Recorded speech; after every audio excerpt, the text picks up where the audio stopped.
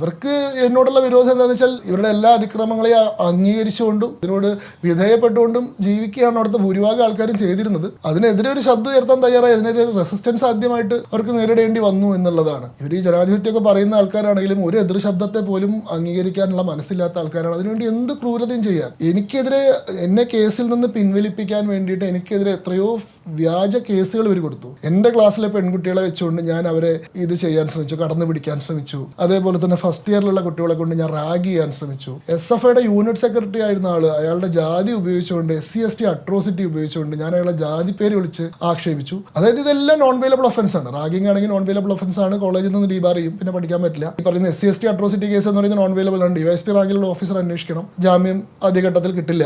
അതേപോലെ തന്നെ ഈ സ്ത്രീ പീഡനം എന്ന് പറഞ്ഞാൽ അതൊക്കെ വളരെ ഗ്രേവ് ആയിട്ടുള്ള ഒഫൻസ് ആണല്ലോ. പക്ഷേ പോലീസിന് പ്രാഥമികമായിട്ടുള്ള അന്വേഷണത്തിൽ തന്നെ ഇതൊക്കെ വ്യാജമാണെന്നും എന്റെ മദർ കംപ്ലൈന്റ് പിൻവലിപ്പിക്കാൻ വേണ്ടിയിട്ടുള്ള സമ്മർദ്ദ തന്ത്രത്തിന്റെ ഭാഗമാണെന്ന് മനസ്സിലായി. ഈ പറയുന്ന പെൺകുട്ടികൾ തന്നെ ആ മൊഴിയിൽ ഉറച്ചു നിന്നില്ല, അത് ഇങ്ങനത്തെ ഒരു പ്രഷർ കൊണ്ട് കൊടുത്തിട്ടുള്ളതാണ് എന്ന് പറഞ്ഞു. അതേപോലെ തന്നെ ഈ SC/ST റാഗിംഗ് കേസ് CAയുടെ നേതൃത്വത്തിലുള്ള അന്വേഷണത്തിൽ ഈ SC/ST അട്രോസിറ്റി കേസ് ഫേക്ക് ആണെന്നും അത് മനഃപൂർവ്വം കെട്ടിച്ചമച്ചതാണെന്നും ബോധ്യപ്പെട്ടു. അവരതിൽ FIR പോലും ഇട്ടില്ല. ഈ പറയുന്ന റാഗിംഗ് കേസ് പ്രിൻസിപ്പളുടെ തന്നെ അന്വേഷണത്തിൽ അത് വ്യാജമായിട്ടുള്ള കേസാണെന്ന് മനസ്സിലായിട്ട് പ്രിൻസിപ്പൾ അത് പോലീസിൽ റിപ്പോർട്ട് ചെയ്യുമ്പോൾ തന്നെ ഇങ്ങനെ അത് ഫേക്ക് ആയിട്ടുള്ള കേസാണെന്നുള്ള മട്ടിൽ തന്നെയാണ് റിപ്പോർട്ട് ചെയ്തത്.